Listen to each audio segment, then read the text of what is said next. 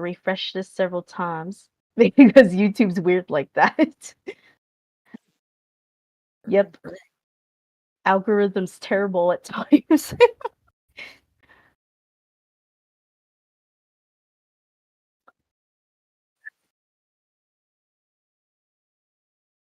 Yep.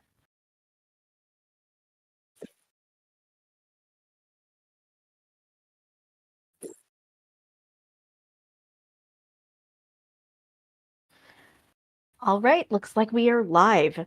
Welcome, everyone, to the 28th episode of Got a Spotlight with Liaserenityrose. I'm your host, Leah, and of course, I have my amazing co host, AndrewHVA. Hello. And of course, our guest of honor today is Glitch Kitten. Hello. All right, so let's get started on this Q&A, shall we? Yeah, very Oh, excited. all right. Here is my first question for you, Glitch. How did you get into voice acting? How did you become interested in voice acting and what inspired you to pursue this career? Tell us your backstory. So funnily enough, I'm gonna point to the person next to you because it's semi his fault actually. Um, but when I was younger, I had a tendency to do voices, mostly out of boredom. But me and my sister, and my brother used to like put on plays or other things like that. And over time, I would turn the volume off of cartoons that we watched and would just talk over them. I didn't know what that was. It was just something I decided to do. I also had a video camera that like plugs into the TV, and when you take the aux cords out, you take the volume from the TV, and you could put like your own audio and other stuff like that. So that's what me and my sister and brother would do for Sonic games, Kingdom Hearts, Jack and Daxter, just random stuff, cartoons, movies. And eventually when I got a computer, when I got older and got onto YouTube, I found out that is a thing. It is called dubbing, and I didn't know what that was. Um, but it really got me interested because it was something I already liked to do. And I always enjoyed character voices. I always thought they were so cool and really good with storytelling. And then funnily enough, I found Andrew's YouTube videos of old dubs that he did.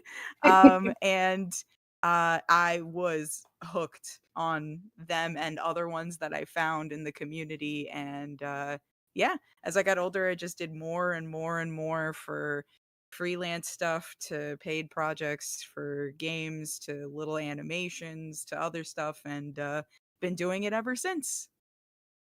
Wow. It's kind of like it comes full circle because Andrew's my Yes. co-host for this, and it's like, whoa, full circle moment. I I remember emailing you, Andrew. I think it was either you answered an email for me like a while back. I was in a train station, heading home from some job that I had, and I remember it was a like a long time no see email, which is also funny. And the communication started back up. It had been a long time since we had like chatted, and it was very on and off. Yeah. But yeah, no, that's when communication started up again, and then added on Discord and stuff like that. Chatted every so often when I could catch him because I knew he was really busy. And then yeah, one day he was just like, "Hey, I do this radio show. Do you want to try for it?" I was like, "Yeah, sure." And then practically vocally kidnapped me, I think. Now I'm here. We kidnapped you. And I am extremely grateful. Aw, that's so Oh. heartwarming. All right, Andrew, do you have a question for Glitch? Yeah, that kind of goes into my question actually. What's your favorite things about voicing Sage as a character? Ooh. So when I did her voice the first time around for the radio show that you were doing, we didn't know what she actually sounded like. We only had trailers at this point, and the trailers only had her speak for like a couple of seconds. So you couldn't really gather who she was, what personality she had. You really only had like 2 lines to base this whole character off of, which is all I had. And funnily enough, like, doing her voice, it was fun. I tried very hard to stay like very true to what she sounds like. I had no idea what the personality for this character was going to be. So it was just it was flat. Like, I'm not gonna lie, it wasn't a bad performance, but it was flat because I really didn't know like who she was. And then, the game comes out, and then I play the game, and funnily enough, she was what I deemed an aggravated toaster. Who was constantly harassing me throughout the game and wouldn't leave me alone. And I thought it was just so funny that she went from this mysterious character in the trailer to now who is this sassy lost child that keeps following me. Um, but yeah, doing it again for the other part that she had me audition for, I was like, I kind of know what she's about now, but I feel like there might be a little more that they didn't do in the game, maybe. And so I brought that sass out so much for her. Um, and the funny thing is it worked out because like voicing her, she's a lot of fun. I get to really explore her as a character because we only get so much, from like comics and the games and from, Sega themselves, but she's so much fun to improv with because she really is just a kid that's learning things but has the intelligence of an adult to an extent. And so like having to learn all these things or experience all these things from a daughter-like perspective but with the intelligence of a supercomputer is hilarious to me. It is constantly like she's fact checking her own experiences. And um she's fun because I have an amazing understudy, which is Prankster. And she has been split in half now. So I'm like the sassy sage whenever I'm up on stage playing her, which is the black and red version that you see throughout the game.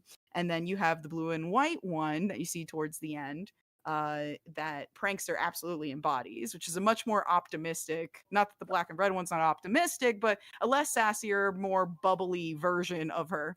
The chaos is still there, though. We accidentally made her into a gremlin, and we can't hit the reset button. She is just what she is now. And it's been fun. It's genuinely been such a fun character. I did not realize I was going to fall in love with her so much, but I'm really glad that I've gotten the opportunity to explore her. I love how you call how your take is like the sassy lost child that's just learning all these emotional. Yes. The She sassy wants lost to be child that's emotional, but she hates it at the same time. yeah, yeah, like I think it's because,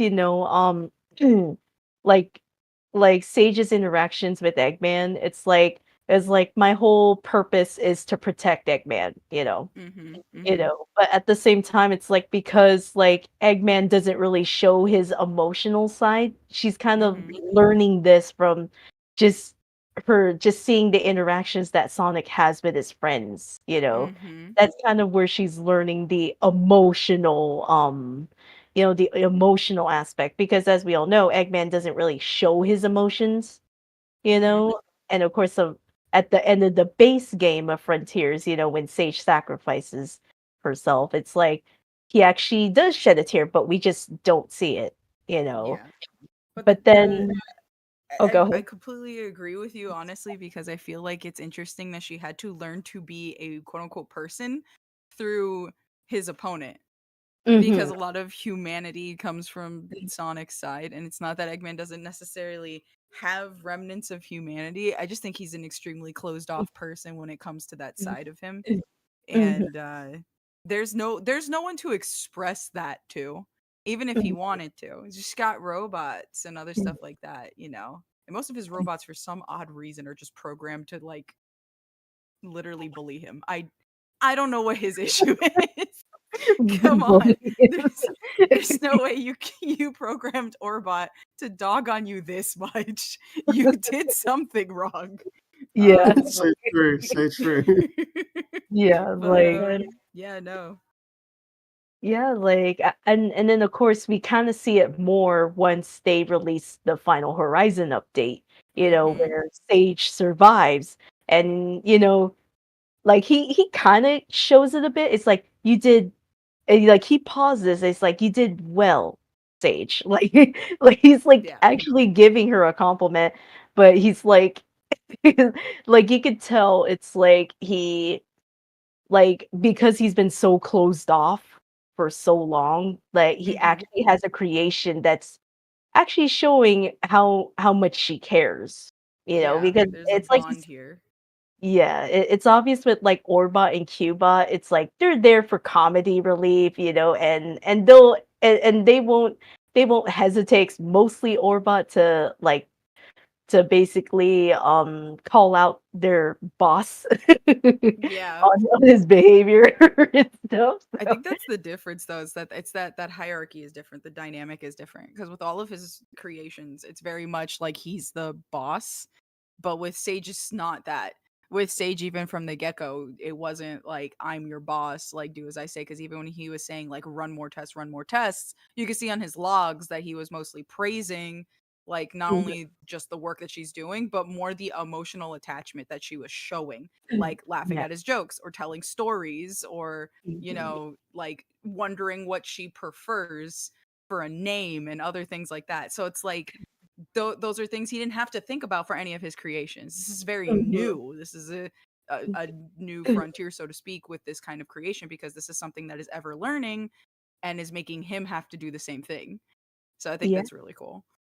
Yeah, like, I love how they add that extra layer because, it's like you said, most of his creations, it's like, with like you could say with example of like metal, omega, gamma, you could deduce, they're like refer as like male, you know, Mhm. Mhm. but with Sage, he's actually questioning, hmm, what is Sage's preference? Do they prefer to go by she, her, or is it like they, them? It's yeah, Yeah, they're like, it's what is it? Who are they? And that's the thing. Who are they? That's a question he does not ask. For any of his mhm, creations, who are they? mhm. It's what they can do, but for Sage, it's who is Sage. Yeah, Hmm. exactly. I just love this conversation we had about Sage. But anyways, let's go check. Yeah, Prankster asked a question, but I think you pretty much like answered that question, how you discovered What's your the stage voice. question? It was like, Oh, how'd you discover your stage voice? I think you pretty much explained it when Andrew yes. asked his question. So I'll go to Kevin. How did you become part of the Sega Stream team? Great question. Ah, okay. So that was quite recent. And it was genuinely surprising. So I've done a lot of uh Sega centric work in the past, mostly just, running the festival and other stuff like that is all about that. And the only person possibly through like Sega that I really had connections with or talked to was, Dreadnoughts, who's a sweet guy, by the way. Um, but that was kind of it. I was kind of just like, keep throwing my festivals and keep doing more events and stuff because this is what I love. This is what I like. Um, a friend of mine who's on my staff happens to work within Sega Creators, which is a stream team for Sega that does charities and other events and other stuff like that. So they work through Sega, and it was happenstance that they were like, "Hey, I really like the festivals that you do. I really think that they should see it." And they had talked to them on my behalf, and then one day they were like, "Hey, so do you remember that group I told you about?" I was like, yeah, and they were like, "So they want to see you?" I was like, "Okay." So, um, I got put into the Discord a little bit like later after that, and introduced myself, and yeah. After that, they were like, "We have a charity event coming up. Would y'all be interested?" And I was just like, "Sure." And then, of course, it happens to be on one of the busiest weekends that I Oh, have, so I was like, "I will make it work." So yeah, I'm gonna be doing my first charity with them this weekend. And it's for Game Blast, which is raising money to help gamers that are disabled to be able to get equipment and games and peripherals that are made for their disabilities to help. So really excited about, running with that. And yeah, no, just really excited. It's a dream come true. I really hope it goes well and I can continue to do, work, with them to help push really good causes. So that would be the gist. Wow. You could say, Mm. like, you could say it's like it's who like Mhm. because like you said, it's a very good friend of yours that like, Mhm. they implanted the idea to you and then they're like, let me go talk to them. So Yeah. like it's I'm extremely connection. grateful because that's such a huge act of kindness. And it absolutely does. It's not lost on me at all. I am extremely grateful for the opportunity, and for work that I do to be appreciated in such a way that somebody would do that. So that means a lot. Absolutely. Oh, okay. Here's my next question for you, Glitch. Tell us how you started your Festival of Ages. Like, just tell us like how this all came to be. Sure.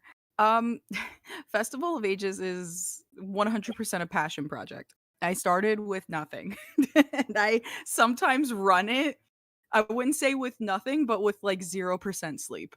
But FOA actually started under SOS, which was Summer of Sonic, but it started out as an homage festival. Um, Originally, it was a joke. I did it for 2 weeks, and it really was, I can't go to Summer of Sonic. It's too far. I will just throw my own on Twitch for like 2 weeks and we'll just play a bunch of Sonic games. Like that was really it. And I threw some trivia in there and there was like Sega karaoke and a couple of other things here and there. Just little things.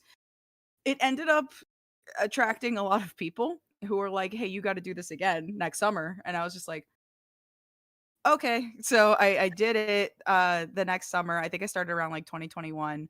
And then 2022 is when it got its like new coat of paint. It was like advertised as an homage festival to SOS. And it was really just a bunch of Sonic games. And, we had one tournament, which was like a kart tournament, which was insane. It was a 3-day racing tournament with over 80 contestants. I will never do that again. Oh wow. Um, that was a lot.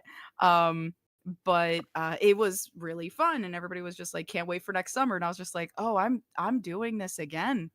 Okay. And it got bigger and it got bigger and we started having guests and we started having more tournaments and we were having more games. And then it wasn't just Sonic games, then it turned into all Sega games, and it turned into guest panels talking about the inner workings of Sega arcades and the fighting game genre and like what Sega did with it and a whole bunch of other stuff. There was even a panel I think on like chow, like the really in-depth look into like breeding chow and what you're supposed to do and like the numbers, and I learned so much. But it Wow. was it grew so much more than I ever would have thought, especially the way that I started. And getting in contact with Dread and going, "Hey, so I know I probably have to change SOS's name, and that's fine. I'm going to do that anyway because I want it to run under its own merit and name. I just want to let you know because I don't want you to think I tried to steal it. It just kind of this grew without me really realizing."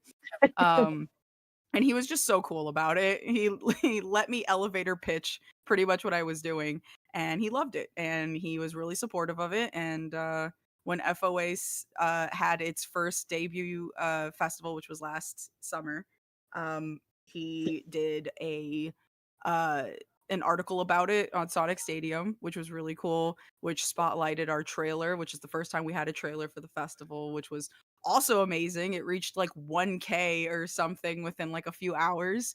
And uh yeah, we had tournaments, we had a halftime show with a concert, we had art galleries. We had a bunch of different guests from all over, so many different games. It was a very packed 2 months, but yeah, it started out as a I can't go and other people probably can't go. Maybe I could like throw it here and people could experience something like it to this is now the biggest passion project I've ever had. Festival of Ages is my baby and I cannot wait for this year and what we have in store. We got a lot of stuff like cooking up idea wise, but it's been a joy. It's been a joy to meet so many cool people, have people spotlighted for all the work that they do, and I really hope that we continue to do that. Wow. It's kind of like, people got very interested, because like you said, this started out as like, oh, lots of people can't make it to Summer of Sonic, Hmm. and this is a great alternative because at least people can tune in like anytime that they want, because like Hmm. Summer of Sonic that was like in the UK, back Hmm. in the day, which is so sad that they stopped doing it for I but know. Yeah. That's another reason too. I noticed like 2 years had gone by and they hadn't done it. And then, pandemic. And I was just like, oh my God, I really hope this doesn't like stay gone. And like, yeah, genuinely, I was just like, well, nobody can get to it. It's not currently running. I can't get to it. So I'm just gonna boom, like a pop-up tent kind of. And then it became an amusement park. And I'm like, oh, I'm gonna need a bigger parking lot. Like parking lot. so I yeah. love that analogy.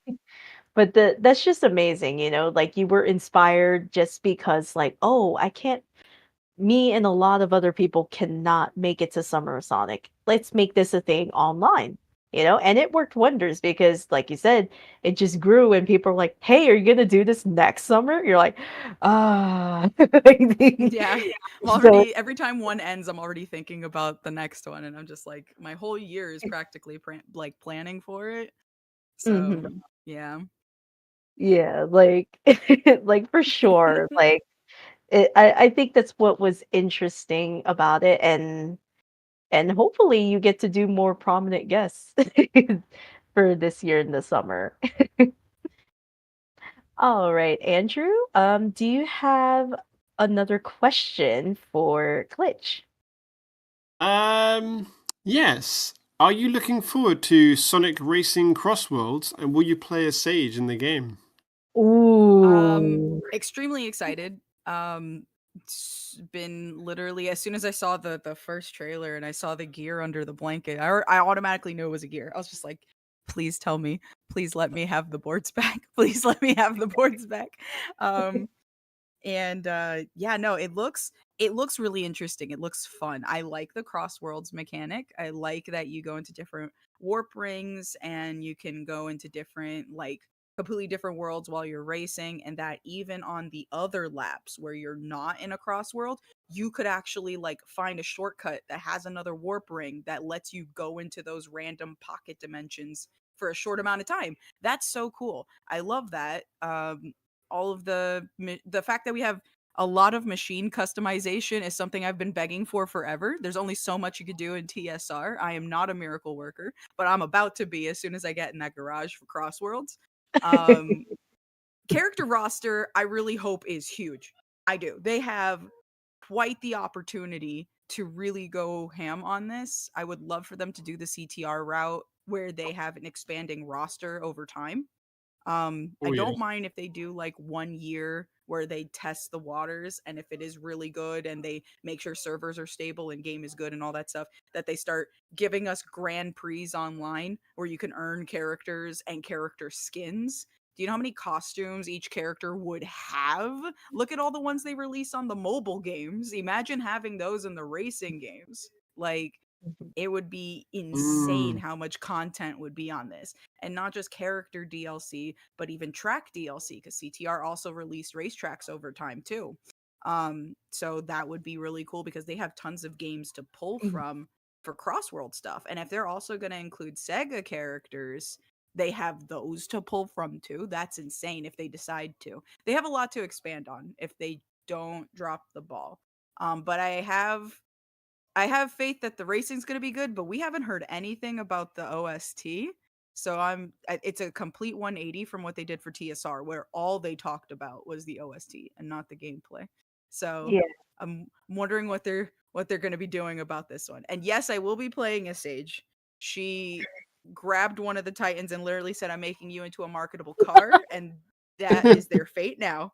And she picked Higanto. I would have rather the Wyvern, but Higanto is fine too. Um, I'm just glad that she's there. Good for her. They let the children drive again. Now Sage and Charmy and Cream are behind the wheel. God help us all. Yeah, yeah, for sure. Because like I'm kind of like Mario Kart. They have baby characters. How come Cream Charmy weren't allowed to drive a car? I'm like Mario Kart breaks that and allows babies to drive. So I'm just Yep. like, so I'm just like, yeah. It's Yeah. like I think what's I'm just hoping, because I know I've actually heard they're actually going to put Sonic Prime characters in there, Yeah, as for like I well. think the premiere pass or something, like pre-order pass or something like that. Yeah, that's what I've heard too. I'm like, oh, that's beautiful. And I'm like, does that Ooh. mean? I was like, oh my gosh. I was like, I really want to know what their cars would look like too. That's going to be very interesting to see what um Mm-hmm. what their cars are going to look like because like like I love the different variants of the characters. You got to admit they made the show so much more interesting, with their different personalities and gimmicks. So that's a but I'm just hoping, I am crossing my fingers that they don't mess up the online because that's Genuinely, yes. that's the thing that I'm like, cool, we can cross-platform, in any of the, consoles, that I was like, that's great. I'm like, just make sure you don't mess up the online, please, because you're hyping this up to be a really great game, but do not mess up the online. Otherwise, people are gonna rage hard.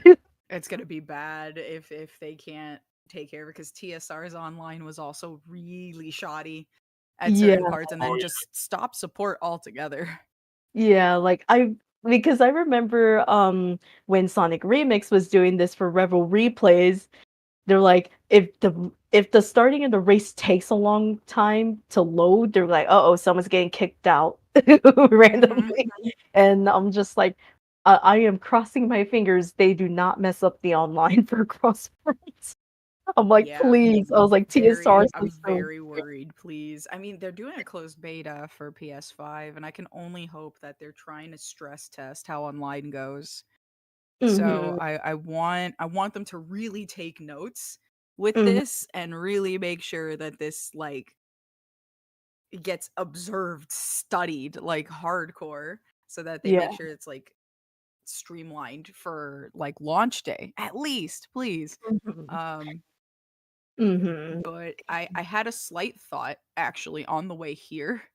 Mhm. Um I don't know what brought the thought up, but now I'm a little semi upset at it.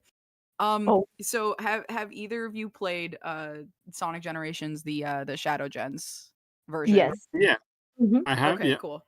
So do you remember, and unfortunate spoilers to others, but I'll be very brief. Do you remember when one of the the areas you went to was based off of Frontiers, right? Yep. Um Yeah. and Yeah. it was very confusing as to why he would go there. And when asked in a cutscene, kind of, um, the doctor was just like, "Oh, it's a place you possibly go to in the future." I semi thought about it. I don't even remember why that thought came to my mind. I think I was listening to the OST in the car or something like that. And then when I tell you I froze, I was at a stoplight. I froze because I remember in the trailer for Crossworlds, one of the ads is trips to Chaos Island, and we are having cross-world areas that span different games. So are you meaning to tell me that the reason he visited it in the future is because he races through it in this game? You can't be doing this to me, Oh. Ah. please. Oh. Why? Because I was wondering, I was like, why out of all islands do they have an ad for a tourist attraction on Chaos Island of all islands? And then Mhm. it's when I tell you it snapped in my brain and I sat there and was like, "Oh my god." Like if that's what they're doing, like hats off but also how dare you? How Like, dare out of you? all the islands you could have picked, Chaos Island, really? Yeah, like because I know when I did the recent Sonic lore with Radar kind of explained that like, oh yeah, you know how we kind of got like, yeah, but I think you're onto something, Glitch. Like because in literally in Shadow Generations, we had Sunset Heights. And of Mm-hmm. course, Generations takes place before Forces. Yep. And Radar mentioned that like, oh, like I feel like this is a very significant thing because like at least here's the thing, Shadow is unaware he's the one that caused, forces to Mm-hmm. happen in the first place. Like Mm-hmm. he was kind of like an instigator without realizing it. It was his Yeah, he action. bullied Yeah, without realizing. yeah, like he pretty much instigated Infinite to become a villain more and become with fully with the mask on. And I'm like, oh, okay. So I think you're onto something, Glitch. It's like Shadow is probably like, yeah, he's confused because Generations takes place way before, these new games happen. So he's like, wait, why am I going to this island? Because, on the surface level, you're kind of like, we don't even see Shadow in Frontiers. So Mm-hmm. on the surface level, you're kind of like, wait, that doesn't make sense. He wasn't even in the DLC, so it's like, how does that make sense? But I think you're onto something It was just with this really weird series. to see that ad next to the airboard ones because I was just like, why out of all islands, Chaos Island? And I was just like, because I was sitting with friends and I genuinely was like, dude, Chaos Island, really? Why? And I was like, did they turn it into like a tourist attraction? Like, is that okay? Like, did we just like wipe out the island and was just like, yeah, build here, I guess, another Planet Wisp like situation, but this time Starfall Islands. I mean, but wait, because then I thought about it, I was like, but how did we get to Starfall Islands? We went through a Mhm, warp hole, which is mhm. like the rings, which means that the only way you could get there is via those rings, probably. And I was just like, oh Yeah. my god. Like it got worse and worse from there. And I was just like, I don't like that a lot of these blocks are clicking into place. I think what's interesting also is that they are literally bringing the gimmick from the movies into the games now, which Yep. is crazy because it's like, it's like, hey, that's a great concept. And probably Sega took note of that from the movies. Like, you know what? We should use the rings. Like, there's some rings that could actually be transporting you. And I'm like, and then what do you know? They're actually using it in Cross Worlds. Yeah. If I mean, they were anything, already kind of doing that in Frontiers too with the electricity thing. That was starting to be more prominent. Same thing with Shadow mhm, like, from the movies.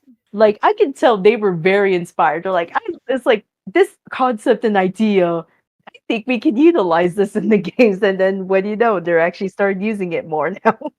It's a good So, idea though. It's a fresh concept. So like good on them for giving it a shot in all honesty. yeah.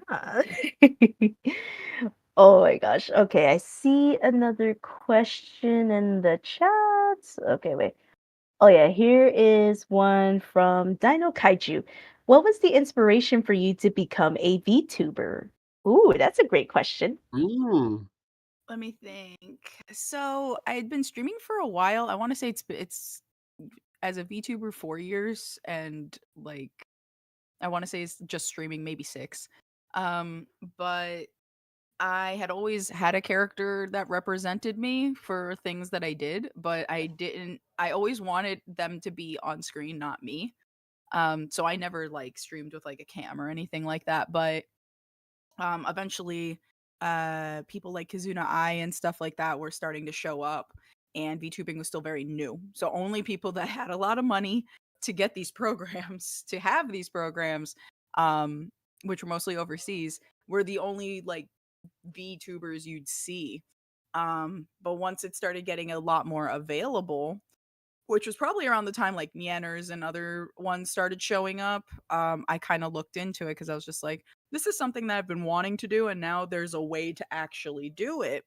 And Yeah, I felt like just much more comfortable with having my character be on screen. And I started out with Face Rig first. And she was, well, technically the first rig I had was actually made in Flash when it was still available. Mm, And she was a Flash model, and then eventually she was ported into Face Rig. And then eventually she was put into VTube Studio when the program became available. So yeah, I started VTubing because I liked performing, and performing as a character genuinely means that I am voice acting as this character for hours on end, and it's great practice. Um, so yeah, that's kind of how that came to be. But it's a lot of fun. I genuinely enjoy it. Wow. Nice. All right, here is my next question for you. Are there any professional voice actors who inspired you to become a voice actor yourself? If so, can you name them other than Andrew? Not fair. You took my answer. Gosh, there's a lot. I probably say like Steve Bloom was probably the earliest one for me. Because he was Ooh. just everywhere. He is everybody's childhood, and some people don't even know. And they'll look up Mhm, a character one day and be like, "Oh my god, that was him too!" Like he's everywhere.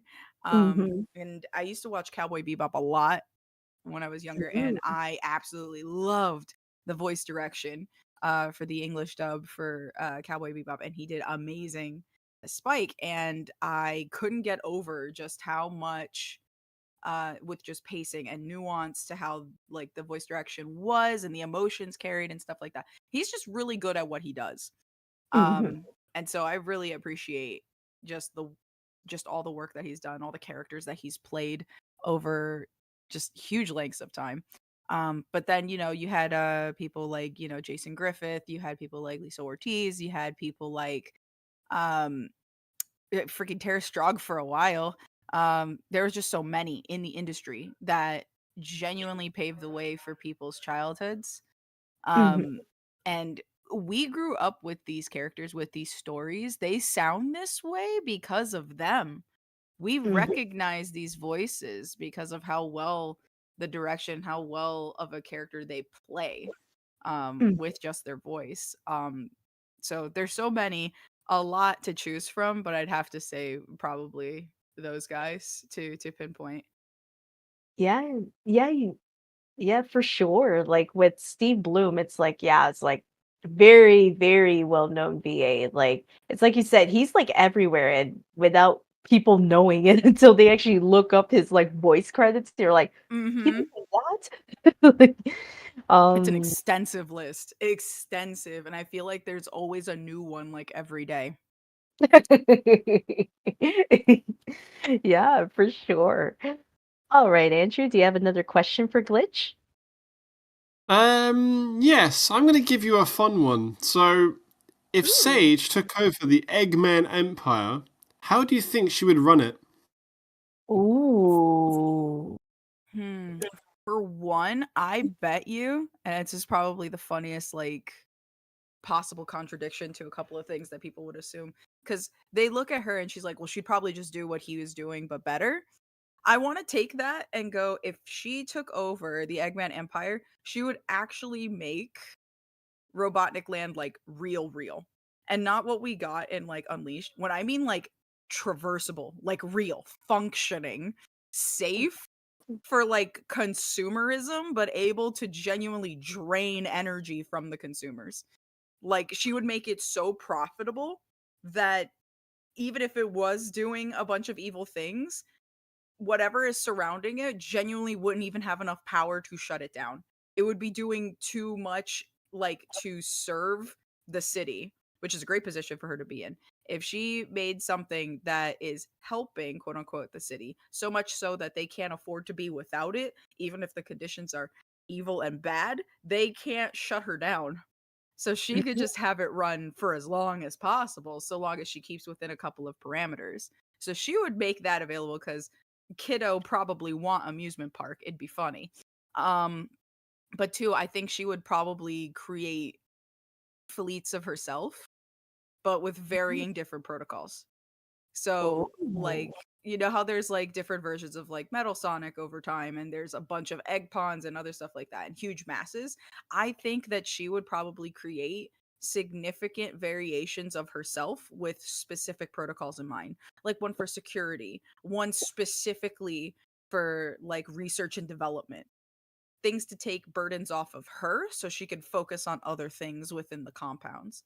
Um, So I think that she would probably be really good at delegating, because she can quote unquote speak their language in a lot of ways. I think that she'd be able to rule over a lot of his, his creations without a lot of effort, to be honest. Because I think she's on the same level as them, and I think in a way they'd probably be able to follow her better.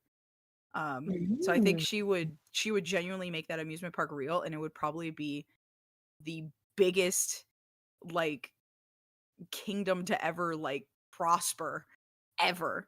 And it would be everybody who's under rule funding it. There would be no way to, like, shut it down or jeopardize it. And I feel like she'd probably, if she really, really could, she'd probably actually make sure, like, Sonic never, like, bothered, like, ever again. I think she wouldn't be in it for the sport like Eggman is. She would be like, no, it's time to get rid of that. Just get rid of it. Just go. I want to have my fun. You're getting in the way. Um, it's an illogical variable to have, and I feel like that would override any emotional standpoint she would have. Because the only strong emotional bond she has is with Eggman. So I feel like even though she respects Sonic to a fault, I don't think that would really stop her from being like, I'm gonna push you off a cliff, boom. Very interesting. Yeah, that sounds very in character for Sage. I can definitely imagine it. Yeah. Oh, okay. Looks like Prankster has another question. What was one of your favorite moments in a panel as Sage? Ooh, Hmm, that's like picking your favorite child moment. true. All of them have been fun because all of them end up in chaos and nobody can reel it back anymore. The last one, case in point, everyone suddenly got infected with a plushy virus. And Oh it was yeah. the funniest thing ever. I wasn't even Sage for Arthritis. that. It just was funny. Let's see. I'd say probably the most fun panel I did with Sage was when she was, I think when we were having people auditioning to be part of the Eggman Empire. Um, Oh. we had a lot of really creative people actually come up and talk about that stuff, but also I got to be the sassiest person in the world. And I could either, like, say their stuff was good or turn them down in the most in character way possible. Um, but it was a lot of back and forth with everyone that was on stage, and it was genuinely really fun. Um, but I'd say probably the most memorable was my first panel as her, because that is when it got confirmed that she likes kaijus. And that has been a running thing ever since.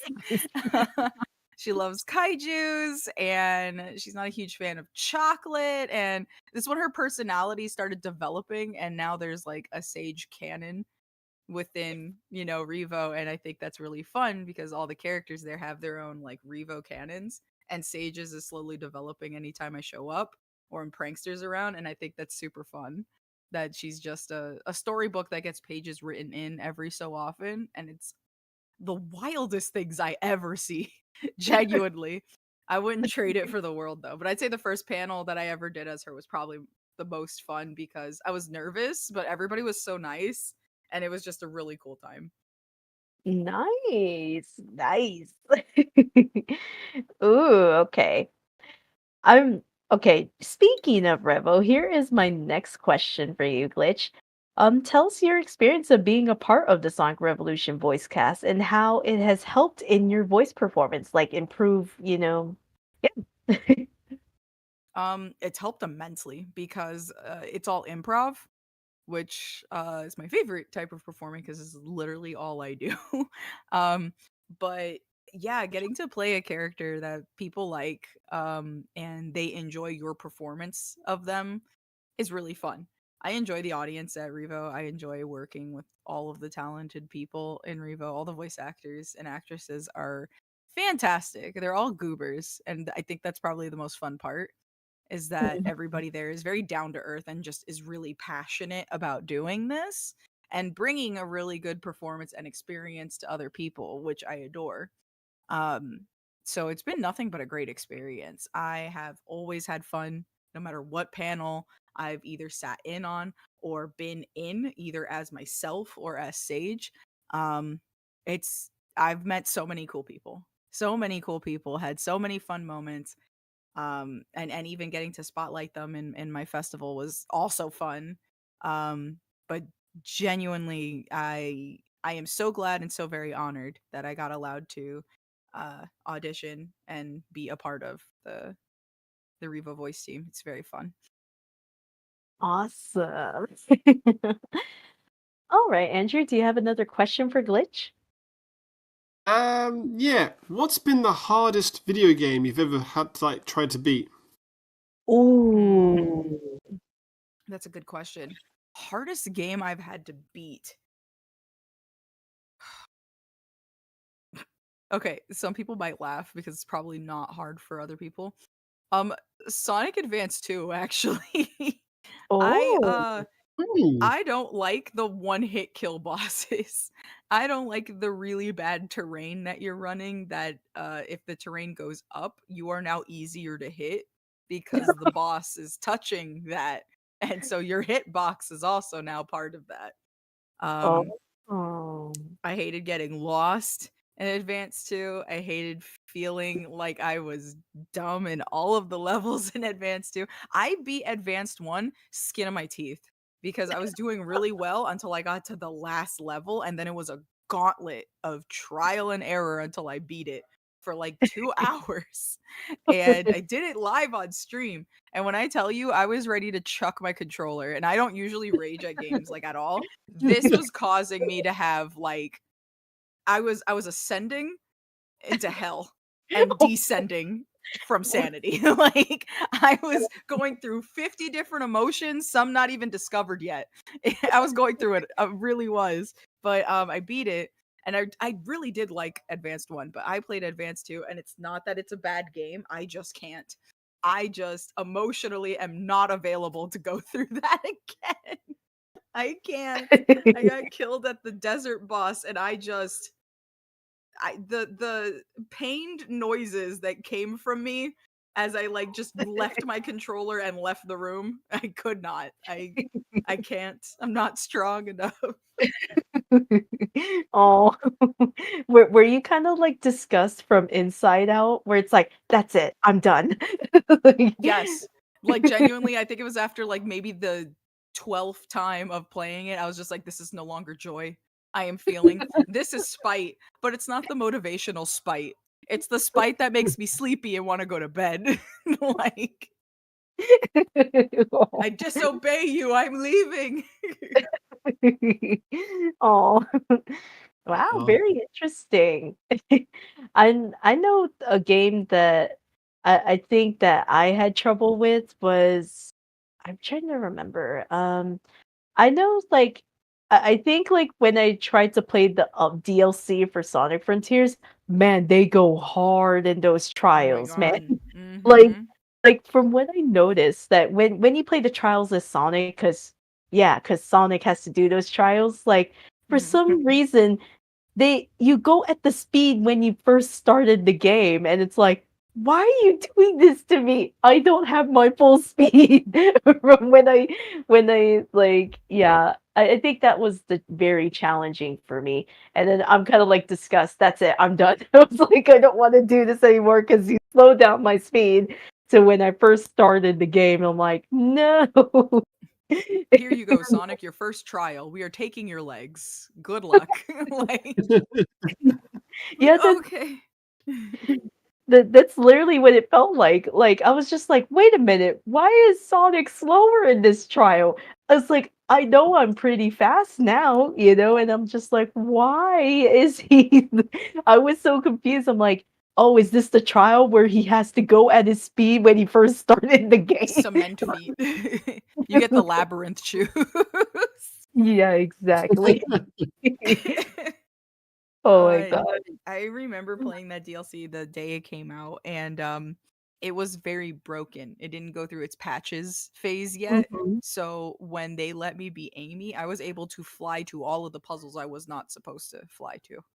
Oh. Because you could just continuously, be a helicopter and her triple jump, forget it. I was getting into places I wasn't even supposed to be at with her character. And because of that, I was beating puzzles I was not supposed to, all out of order. So I was going all over the place because I was like, where is any of these things at? And when I was running into bosses, which obviously were like plus mode difficulty, Mhm. Amy was a glass cannon. So I was fighting things that could one shot me. So I was just running around in a circle trying to fight this giant laser creature that every so often, if it hit me, I would go flying and fall below the arena and have to climb back up, but it would chase me, so that wasn't fun. um but yeah, no, I think it took me an hour and 45 minutes to beat one boss as Glass Cannon Amy, and after that I was like, I think I'm gonna let this bake a little bit more. I think it needs more patch. Yeah, I love how you say glass cover Amy. She is one shot and she's gone. Yeah, I think uh, because I don't know, like, are you only supposed to fight those like bosses as Sonic? Is that I'm trying to I figure think that you out. can fight them as Knuckles. I'm not. I think you can fight them like as whoever. It's just that like I had one health for Amy in terms of like level. I'm like It's like she's in danger. oh. Ooh, okay. I see another question in the chat by Silver18. Here's my question for Glitch Kitten. Have you ever had a DJ at your house when you had it on your birthday party, or what do you do on your birthday? Ooh, this is an interesting Ooh, question. that's a fancy one. I have had a DJ at my party before for a birthday. It was when I was in college. I had actually DJ'd in college for a little bit, but a friend of mine was as well. And so they would DJ my birthday party so that I wouldn't have to be quote unquote working my birthday parties. Um, so Ooh. yes, I have. My stepdad also was a DJ at clubs where I used to live, and so for like my little kid birthday parties, he played music on his turntables and stuff. So I'd say probably those instances, but I tend to DJ my own parties. Because I Oh. really like music, and I like, it's not that I like being in control of it, I just genuinely like being around where music is, so I tend to be DJ for car rides too. Wow. That's very interesting to learn that you Ooh. actually were like a DJ. That's so interesting. Yeah, for a little while. I wish I still had my turntable set up, but it was fun. It was a fun hobby to have. Mm. Ooh, okay. Here is my next question for you, Glitch. Are there any Sonic characters you relate to in terms of their personality? Hmm. That's a good question. Um, I had this discussion with somebody the other day where I felt like I'm personality adjacent to some characters, but not fully. Like Mm, every like people will jokingly be like, "Oh yeah, you're like Blaze and stuff." I'm like, "I'm really not though." Blaze is a lot more stoic mhm. than I am. I am not stoic. I will giggle when I'm nervous. I can't be stoic. So but I understand her sense of responsibility, so I might have aspects of that. Mhm. SBO's a goober. He's a nerd, a weeb, and I think that's funny. Um, because at first everybody's like, "Yeah, SBO's a ninja," but I'm like, if you remember way back when, he just thought ninjas were cool. He's not actually. He just practices the Mm. art, but he's not actually a ninja. He's a cosplayer, and but he took it seriously, and good for him, really. And I think that's cool. I like that about him. I think that's really fun. He's very passionate about something, and he didn't let the fact that he's not of that stop him. He learned and he, grew into it, and it's now something he's very passionate about and he takes really seriously. Um, and I Amy now, I probably relate to her personality now in terms of just wanting people to be happy and trying to find alternative ways that does not have to deal with conflict to solve certain things. or just being very in tune with emotions. So I think there's a lot of like adjacent personalities for a lot of characters that I feel like I'm a lot Mm. of. But according to my best friend, they said that I am very much a Tangle representative, supposedly. My personality is very Tangle. So I think Oh. that's cool. Um, but yeah, so I'd say that one. I have a little bit of exposure to the IDW comics. The only reason being is because like I have a few. Um but as they were coming out, was not able to dedicate a lot of time to reading it, but all of my friends talk about it, so I know a lot of information without having to really read it. But I know all of the characters and like their personalities and stuff. So it is cool. I really like Tangle. I think she's fun. She would be fun to see actually like step out of the comic dimension and show up in a Mm. game. That would be Mm. really wild. Um, but yeah, I'd say probably Tangle would probably be the closest thing. Ooh, interesting. Very interesting. Ooh, okay. Andrew, do you have another question for Glitch? Oh, yeah. If you could visit any stage from any Sonic game, what zone would it be and why?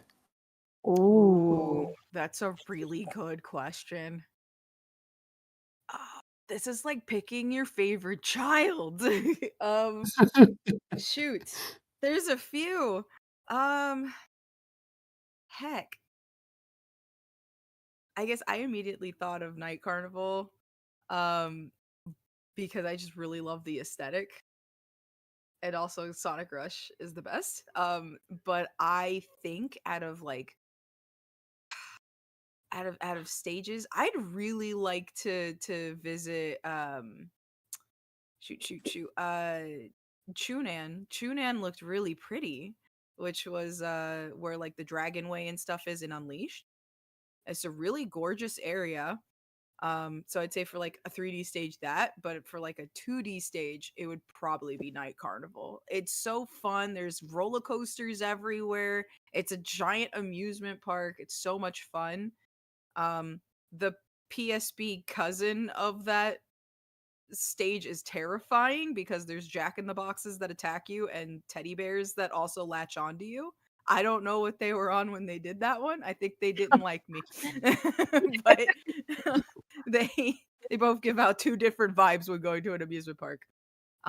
But yeah, I'd say Night Carnival from like Sonic Rush probably next to like Water Palace. They're really really pretty. I would totally go to those. Mm, Ooh. very interesting. Mhm. Ooh, okay. I believe I see another question in the chat by Diet Dr. Kelp. Question for Glitchy Kitty.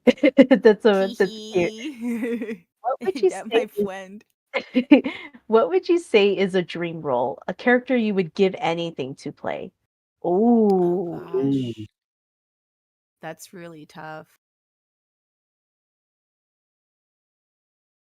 I have I have always wanted to voice a character in a Sonic game, like who hasn't in this community, right?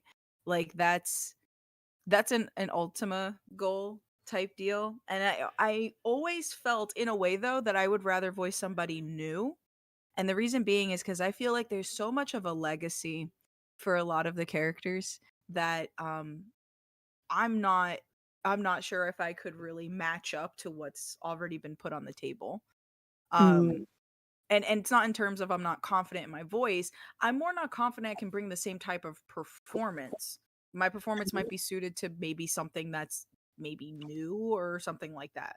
Like heck, if somehow some way when Sage was being concepted, like if I had gotten around and somehow miracle wise I would have like auditioned to like be her voice, that would have been super cool.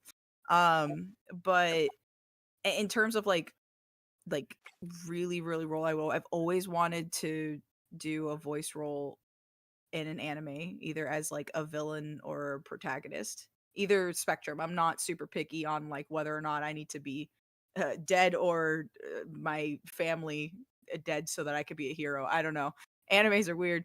But I think that they're so fun because they're very unrestricted. Um, Mhm. in terms of storytelling, you could do anything in anime. Mhm. You can with cartoons too, but I think Mhm. those would be so much fun. Um, Oh.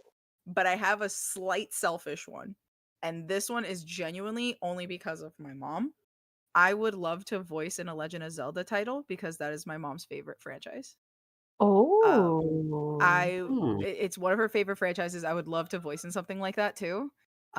Just so that she'd be able to like experience a game that has like her oldest voicing in it. I think that would be just something like I would probably cry tears of joy if I could do that and Mhm. like give that to her as like a thank you for like supporting me through everything that I've done, including voice acting. Um and yeah, I'd say those. It's hard to say like what kind of character because I like to try anything, but I'd say Mhm. like those type of roles would be so much fun. Ooh. Very interesting. Ooh, okay. Here's my next question for you, Glitch. Like tell the audience how you managed to prepare for the singing song collab that we did for I'm With You as Sage. Because I know when we did that one-on-one practice session, you literally like I can tell the struggle is like, okay, I need to get into the voice of Sage. And yeah, Mm-hmm. yeah, tell the Pure audience about panic. Pure panic. Pure panic in that room at all times, the entire time. I don't think there was a point at all throughout the entire like session where I wasn't like shaking in some way. I was so nervous and I just wanted her to sound good. I don't have a lot of experience with like singing, at least not on a like a professional or performing like level. I'll like sing songs with people or do like Sega karaoke or just karaoke, but like not to this level. So I was just like, I don't even think I'm on the skill set to sing that you would want. And she's like, it. no, it's fine. You'll do fine. And I'm just like, Miss, I don't think you understand that. I have no idea what I'm doing. Um, but it was really fun to try. That it has made me feel a lot braver with giving the singing a try. Singing as Sage is very difficult because her voice is so much of a whisper. Mhm, And even when she speaks loudly, her voice is very raspy. Not mhm. gravelly, but it's more of like water trickling over smooth stones type deal. And it's like that does not translate to this freaking swelling symphony song that you have me doing. And I was just like, how am I supposed to do that? How do I put the volume up on a child that's on mute constantly? How do I do that? Um, but it was fun. It was a great experience. I am proud of how that song came out. I did not recognize my own voice. It took me a couple of like listens to really go, okay, that actually is me. They didn't just put in a stunt double. That is actually me. Uh, I wouldn't blame them. But yeah, a lot of like deep breathing, a lot of like having to really restrict airflow in order for Sage to not sound like not Sage, to sound too raspy or like gravelly or anything like that, to keep from that, restricting a lot of airflow going into my lungs in order for words to be pushed out at a certain rate Mm, was difficult when you sing. yeah. Um it was a mix of just my regular voice and hers, I think, for certain verses, but I think it worked out okay. But oh my gosh, I felt so bad because Leah had to sit there and just listen to me panic for like an It hour or two. Oh, no, that was what the practice session is for. It's so you can, like, Mhm. familiarize, I do that with all the VAs, that, like, "Hey, if you need practice, let's, like, let me know so we can, do some one-on-one if you need some at least some direction," and listening to the song, like, really helps a lot where you're like, "Okay, this is where I need to hit the note, for this verse," and everything. Mhm, mhm. Oh my It gosh, was fun. I'm glad I got to do it. yeah, like I felt that song was literally just speaks Sage. Like Andrew, you can agree with me, right? I'm with you. Just really, just is like Sage's theme. Like you can't Oh deny, yeah. like Oh, you for can't, sure. Yeah. like you can't deny that because like literally the lyrics when you listen to it, it's like a family of my own. Who which character literally says family within the game? It's like Sage. It's like, um, but but but yeah, you did such a phenomenal job, and that was like your first time singing in character, wasn't it? Yes, it was. It was my first time ever like doing something like this in character. So I was just like, "Oh my god, what if it doesn't sound like her? What if I sound like some random kid like that's not Sage. You can't convince me that that's Sage." And I was just like, "No, I'm a fraud." Yeah, like, I know some of the Rebel VAs I collab with, they literally say the same thing. It is very difficult to sing in character. Andrew can It vouch for is. me. Like, I think the biggest undertaking was, other than Simple and Clean, was Beauty and the Beast, Andrew, if I remember correctly, Oh yeah. because you took the extra step and said, "I would love to sing this in my werehog voice." I'm like, almost like Oh my god. so I I'm think I like, remember this. Yes. and I was just like, I was like, "You sure? Because are you sure you're not gonna destroy your voice because you have to make it so gravelly?" And Andrew took the extra step, and he told me, he DM'd me one day. It's like, "Leah, I'm gonna replay Sonic Unleashed to help with my werehog voice." And then when he actually sent us the recording, I'm like, "Oh my gosh, this is phenomenal." Like, so You're just like Andrew this, took, this right here. This is it. like, he took the extra step and replayed Sonic Unleashed to, because I know you said you don't really do your werehog voice that often. That's why you were kind of like rusty a bit, Andrew, I believe. Yeah. Yeah. It's had to just retrain it. But but yeah, like, but you did such a phenomenal job, Glitch. Like, literally, like Andrew loved the animation I added in it too, and he's like, "I love how in the middle of the song you changed it and faded in her like white and like teal." I'm like, "Yeah, that was the whole that was the whole aesthetic I was thinking about when I made the video." Um, because literally Sage evolves in Frontiers, you know? So I She wanted does. She to. goes through a lot of character development. That song absolutely showcases that in a lot of ways. I think it was a good pick. Mhm. And when I did that animation, like, Andrew literally DM'd me, it's like, "I love how you did that." I'm like, "Well, Sage evolves through the game, so I wanted to encapsulate that, like, in the middle of the song, she turns into the white and teal, to show her evolution as a character, her character arc in that game." So, Yeah, um Andrew, didn't you know I turned Super Saiyan in Frontiers? I reach a whole nother power level. I'm unstoppable.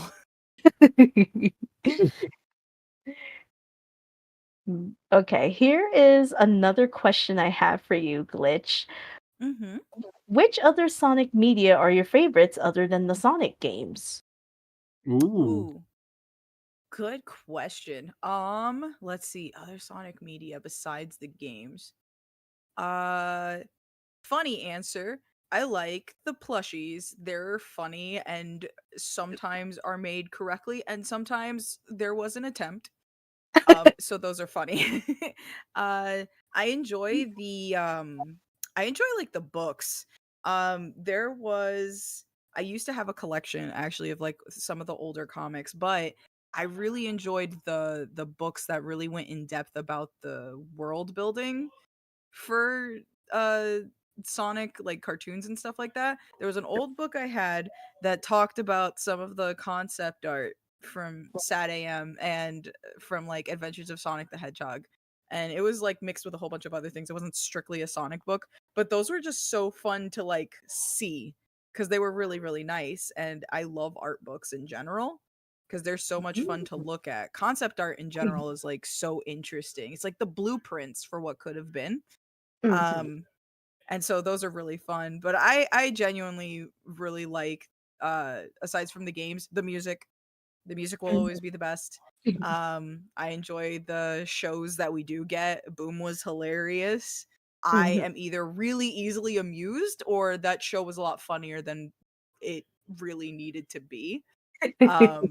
And I agree with the second one and first one. So, hey, 2 for 2. Um, but yeah, I also enjoy the fan game community, like, Mhm. the fan mods and just like animations and stuff like that. I just love what the fans produce because they're also semi unrestricted, so you could get anything from that. It's a wild card every time, and that could be good or bad, but it is really interesting because it's highly creative and it's always a question mark, and I think that's fun. Ooh, nice. Yeah, the plushies can be so hilarious though. Like some of them are like great quality, but then you can when you look at the bootleg ones, they're like But those are like so cute though. Like they're little scrimblows, little scrunchy, squanchy, dehydrated creatures, and we love them. I always find it funny because I know Andrew, you DM me some bootlegs. I'm like, whoa, why is these characters different colors? The Oh boot yes. like he Or is sends it the me walls? like he sends me like pictures of figurines and it's pretty obviously that they're bootleg because they're not even labeled correctly even on the Oh box. gosh. So that's why I'm like, yeah, this is a bootleg. I'm like, and the characters are not the right colors. It's like They're kind of scary. Like they're like alien creatures, kind of. When you like run into them, they're like their own SCPs based off of the Sonic plushie. They just evolved in, they're like their own little like mimicus, their own little mimics. Just not yeah. super made well though. Like a pink shadow that looks like it would eat me, or a silver that's like wrong color boots, the eyes are pink or blue or something. Like it's always at the mall you see those at like little kiosks. Yeah. They're like keychains and other stuff. They just look melted together. It's really scary. Ooh, nice. All right, Andrew, do you have another question for Glitch? Yeah, let me see. I'm gonna pick another fun one. Okay. So, you're stuck on an island. Which three Sonic characters would you like to have on the island with you? Uh God. Okay. Probably wait. No, this causes a lot of problems. All of these guys are gonna get me killed in some way or another. um uh okay. Um I would bring Knuckles because he would be most responsible for making sure we have shelter and food. Mm. And it would be really funny to just see him scared of random sounds at night. It's hilarious. But I think he's a hunter gatherer. He would be really helpful with making sure we've got supplies. So that's useful. That's number 1. Number 2, I'd say I'd probably have I want okay, I love Silver, but I feel like he would be panicking the whole time. Like he would be having a crisis and we would have to babysit him. Like he would be like he's very gun ho and wanting to make sure things get done, but he doesn't like super think before he does things. So which is seen a lot in the comics where he makes a lot of like assumptions without much evidence. So I feel like if we had him on the island, we could be chilling and having a good time, and then suddenly he's just like, oh, look at this really cool like berry, I could totally eat this, it's fine. And turns out it was like a poisonous spider or something, I don't know. I didn't watch him. It wasn't my turn to watch him. Like, so, I just feel like he would be so sweet and so cool, but also like we would probably have to eat him first or something. I don't know. I just don't want that to be the decision. Um I maybe I want to say Knuckles, and I'd say SBO. And I'd Ooh. say reason being is because SBO would also be responsible, but I also think he'd be the most level-headed because Knuckles gets really fiery in the temper. So, like, if a hunting thing goes wrong or something, he's gonna have a tantrum or something like that. But SBO's cool-headed. He's also just really chill, full of stories. I think he'd be really entertaining to be around. He'd have a very calming presence. But also he has the ability to sense danger before anybody else, and he can scout ahead for any help or just for anything that we need. So he's also useful, but I think also he's just a very comforting presence. Um, and then I guess the only other person I would maybe think of is, I mean, it'd probably take, I would say Shadow, but I just feel like he would not be there all the time. Like, maybe we could convince him to chill out, hang out, but I feel like he'd warp and he wouldn't really be stranded. He'd find a way to just be like, yeah, Yeah. I'm not part of this, bye. I'd be like, no, it's the scenario. You gotta be stranded here. He's like, yeah, no. So I'd say third one's always the hardest one. You know what? I'm gonna go on a limb here and do one that I've never picked before. I would pick Storm. Yeah, yeah, Ooh. yeah. He looks like he would be fun to just like hang out with. He is kind of a klutz. But he can hold his own. But he would also just be like, he would constantly joke around. He'd be very lighthearted, which is good for the just being there and stuff like that. He'd be really fun. He'd be more gun-ho to do stuff. Even if it's like, let's go jump off a waterfall and see if we live, it'd be funny. Like he'd be like, yeah, yeah, let's do it. You know, like he's the fun guy. He's the chill guy. And also, he's big. So like he'd be super comfy. He's a waterbed. He'd be very comfy. I could sleep. It'd be nice. Very fluffy. Yeah, But what if, it's the guys. I guess. but what if Knuckles and Storm start fighting? Oh, If that's Knuckles and Storm true. start fighting, then we have SBO who could help mediate. We gotta Yeah. remember that unfortunately SBO was on like on the resistance and helped keep a cool head for Knuckles so he wouldn't fight with everybody. So he's got That's experience true. keeping him Yeah. in track, and also they've been on the same team together before. So they've got history. Mm-hmm. He That's would trust actually SBO's judgment, you know? yeah, yeah, when you think about it, like out of the chaotix, SBO is it's like you said, Glitch, he's the most level-headed and Mhm. he's usually the logical thinker, you Yeah. know. And when you think about it, SBO, like you said, SBO, he can sense danger. It's like, oh my gosh, is he Spider-Man? He has his own spidey sense, but it's chameleon form. Yes. And He has- it's great. I think it's funny that I could not take any of the hedgehogs. Like it's not viable. Sonic would be panicked. Silver would also probably be panicked and or already deceased, and Shadow would just not be there. Like Yeah.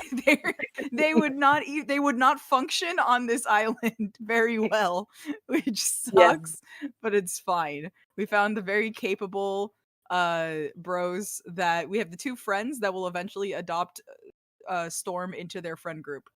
They just have to like show him the way, that's all. And then he's like, "Yeah, I got friends outside of Jet and Wave. I can go out and hang out with friends." I think that would be really cool if they like we got off the island and they're like, "So are we gonna go and like I don't know, go have food or something?" And they're like, "Yeah." That'd be so cool. I would be so happy for them. I wouldn't even care if I had a good or a bad time. I'd just be like so chill that they're friends now. Yeah, those are some interesting choices, Glitch. They Yeah. were choices I did not expect. I had to really think about it. Yeah, because yeah, with Sonic, it's like, yeah, like if it's on an island, Sonic will panic because it's like, oh no, I'm surrounded by water. The thing I fear the most. Mhm. Um, and stuff, but very interesting answers. Yes. I'm surprised by my own answers. You're like, it was like this is what I came up with. Mhm. Ooh, okay. Here is my next question. What is your favorite Sonic game and why? Mm, that's a tough one. That's a really tough one. Like of all time? Yeah. Damn. Damn. No, just of today. Oh, okay. That was a little easier. Um okay, so I am really that person, but I have always answered that Unleashed was my favorite game. Ooh. And I think the reason being is because it really did feel like you were exploring the world. It felt Mm. huge. It was cinematic. All the music was different genres and cultures. It was probably one of the most expansive OSTs we had since '06. And it was like, before like Frontiers came around, but like it was just gorgeous. You could just sit in the hub world and just listen to the music and just get lost in it. And I just felt like all of the areas, the environments were just so pretty and nice. And I felt like graphically it looked really cool. And I also didn't Mhm. mind the funny puppy that I got to run around with at night. It was fine. So like I liked Unleashed, I really did. If it came down to the 2Ds, then it would be Rush, like Rush and like Rush Adventure respectfully, but like yeah, I'd say it was Unleashed. Now, Gens and Frontiers coming out, I definitely really like them, but I think Unleashed really hit like an experience for me that I think about often that I think is really fun. So I'd say that one. Oh, yeah. Like when you think about it, Unleash kind of pretty much gives you a glimpse of like the cultures that we see in reality. Mhm.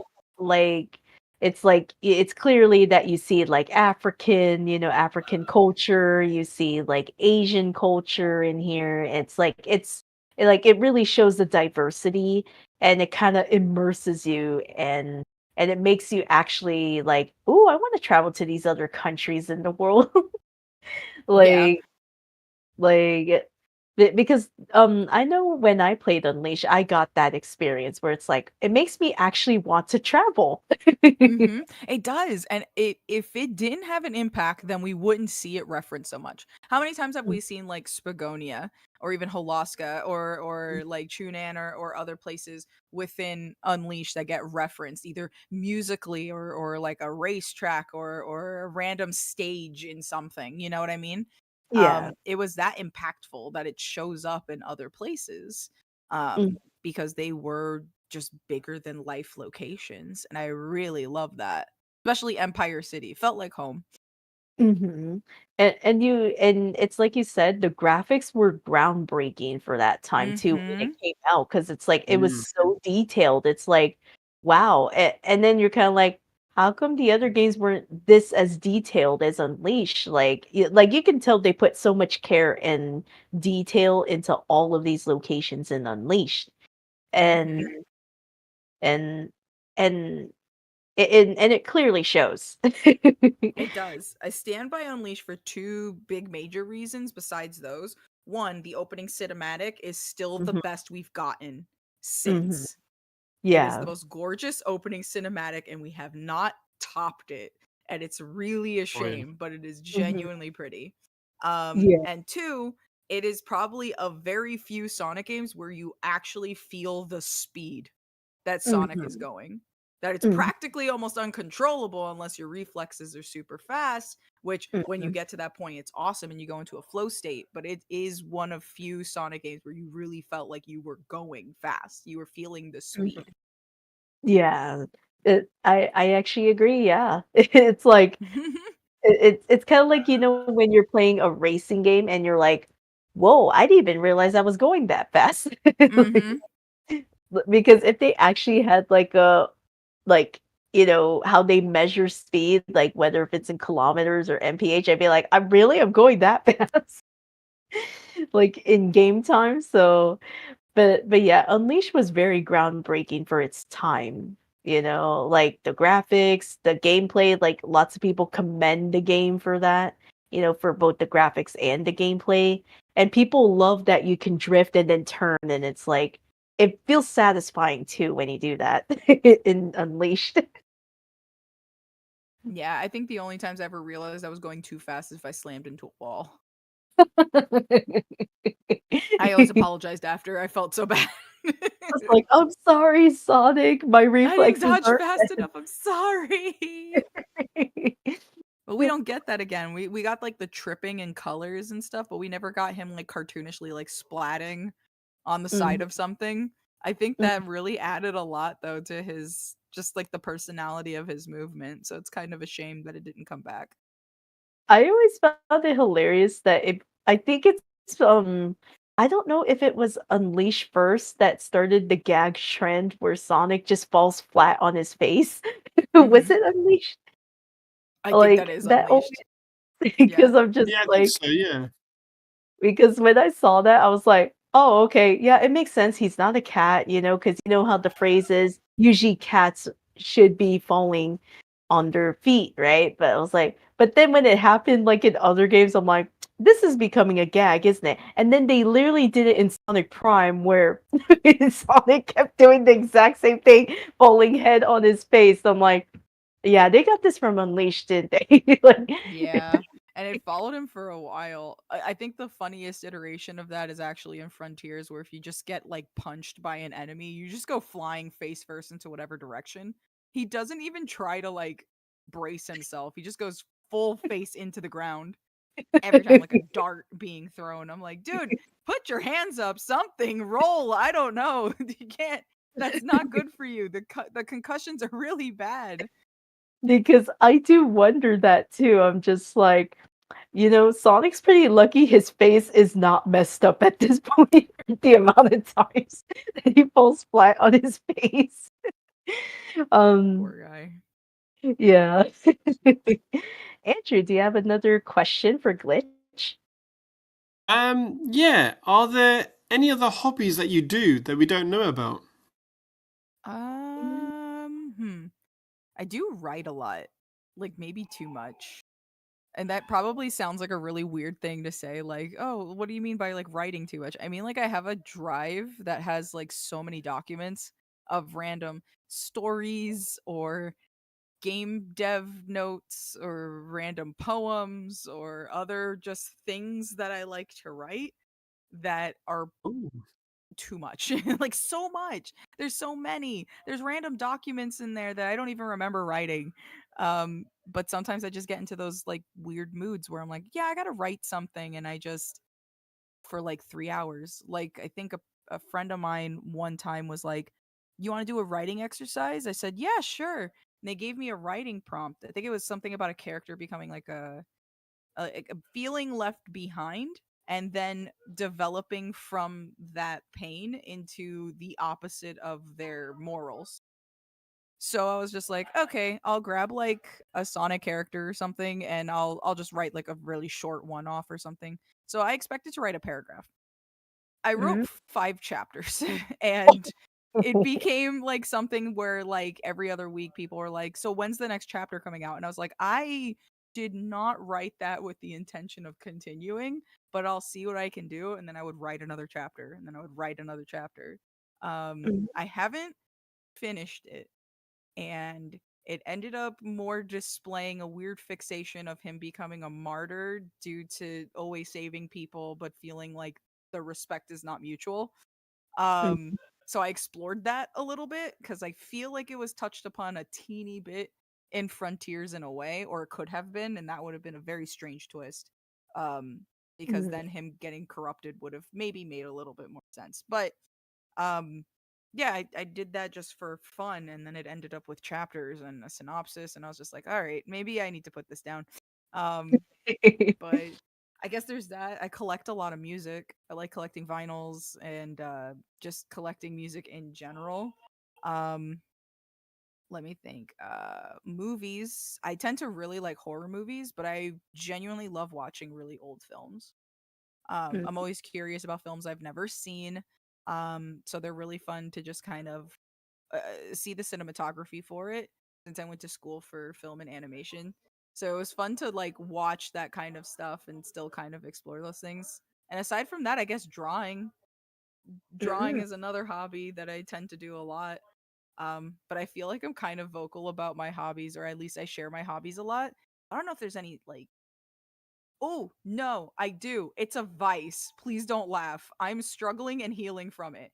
I collect enamel pins, and it's like the only like vice that I have. Everybody else has Ooh. different things that they're addicted to, and mine's is enamel pins. I have a good amount, and I love collecting them. And if I go to a convention, I am always looking for enamel pins. I love trading them. I love finding any type that have a story to them. Enamel pin collection would probably be that. Oh, and painting. I've just started painting, so I'm kind of a beginner, but it's been fun to like learn how to paint. So it's say Ooh. maybe those. I have more hobbies than I assumed I did. I'm starting to like discover hobbies as I'm discussing them. So we'll stop there before I start discovering more. And be like, when's the last time I did that?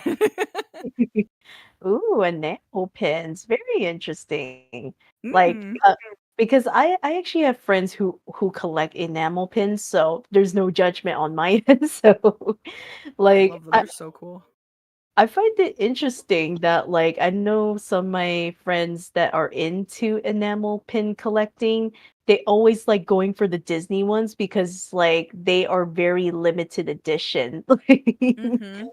It's true. Um like I know the very limited edition ones because they have very little of it is Kingdom Hearts enamel pins and they only have it at specific like parks in. Yeah, those are high collector items for sure. Mhm. But that's so interesting that you're, like, learning about, like, "Hey, this is an interesting hobby to try out." Like, you're not afraid to try something new, and that's amazing. No. I love trying random things. Like I think I took a year to learn Blender once just because I thought it was fun, and I tried it. And I think the same thing for a lot of the hobbies I do. For drawing, I looked at a manga I was reading, and I was just like, I want to draw that. And I kept at it, and now I draw.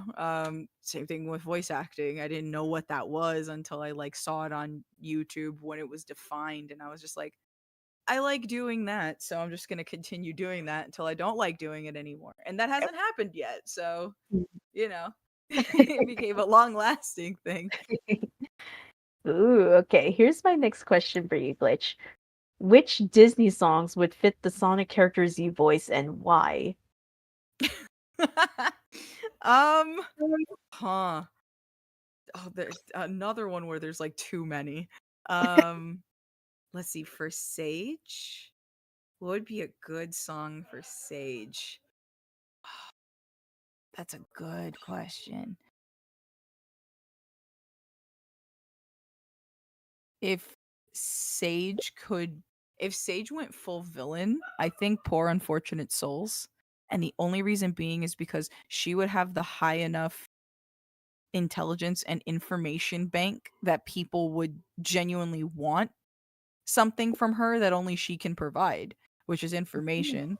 It would Mm. make her in high demand, which means that she could sign off contracts to anybody's being, soul, livelihood, whatever, just for a bit of information. She could totally do that. And Ooh. I guess for her, Poor Unfortunate Souls would really be people that are like just so encapsulated by greed or other things that they need to hound this child for information and don't even realize what they're signing off on, which that happens. Um, but I guess in terms of like her, mm,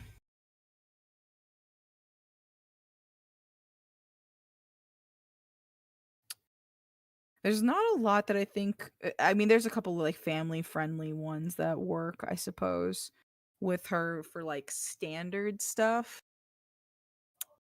But I can't remember what the song was, but it was a song that Scamp from Lady and the Tramp sang when he first went free. Oh, okay. Um, One, I think that's A World Without Fences. I think that's yes, his A World name. Without Fences, and I genuinely feel like that resonates with Sage a little bit because once she was taken off the island, with Eggman and like, brought back and stuff like that, or like survived in the DLC, now she's no longer like within the confines of these little outposts and stuff like that and cyberspaces and within his technology. Now she's able to be out and free and able to make choices and live a life with Eggman and his facility and the other robots and her new siblings and stuff like that. This is all unrestricted. This is a world without fences, and I think that it works really well for her, because it's like being given a chance at life, which something of her construct would not be able to be given, but is getting this chance. A world without it is a world without islands. Yeah, a world without islands, a world without titans actually rings really good. A world without titans. Oh my gosh. Okay, here is my next question. What is your favorite non-Sonic game? My favorite non-Sonic game? Mhm. Uh Gosh, you know what game I really fell in love with? Stray. Oh. Stray's a really beautiful game. It's one of those games that I've played where the entire time I was so invested. And I didn't think I would be, because it really is there's not a lot of dialogue. There's dialogue from other yeah, kitty game, I know, shocker. Um but genuinely, it's so well told, the story. It gets you so invested because the character you're playing, which is genuinely just a cat, does not speak. So the only story you get is from dialogue and other interactions with other beings around you throughout the story. You get bits and pieces from the environment and other stuff like that. And I think it is so good, but it's so tragic at the same time. It sent so many emotions through me, and I felt like it genuinely was like an 8 out of 10, almost 9 out of 10 game for me. Like, it was genuinely such a joy to play. I recommend it all the time. I think it is so fun. And it's so pretty. There were so many times where I would just sit in one of the worlds and like the cat would fall asleep on whatever I was sitting on, and you could just look around the environment. The camera would zoom out and it would give like different angles of the environment. It was really interesting and it was so pretty. All of the worlds are so gorgeous in this very like dystopian way that feels overgrown with like nature but still fighting back like old civilization and stuff like that. It's very interesting. But I'd say that one for sure is one of my favorite like non-Sonic games I've played. Um, Oh. but I genuinely like Cult of the Lamb. That's also another one I have fallen in love with that I play very often. Um, I love like the whole dungeon crawling aspect mixed with like running a camp and stuff like that. Everything about it's just really fun and it's constantly being updated. There's new stuff added all the time. The devs very much are like, this is a love they have for this game and their fans. I mean, they were even holding weddings at conventions in the aesthetic of the game. So like Oh. it's cool. I really like Cult of Lamb's a really fun one. So I'd say that one. That one too. That one's a really good one. Nice. Yee. Andrew, do you have another question for Glitch?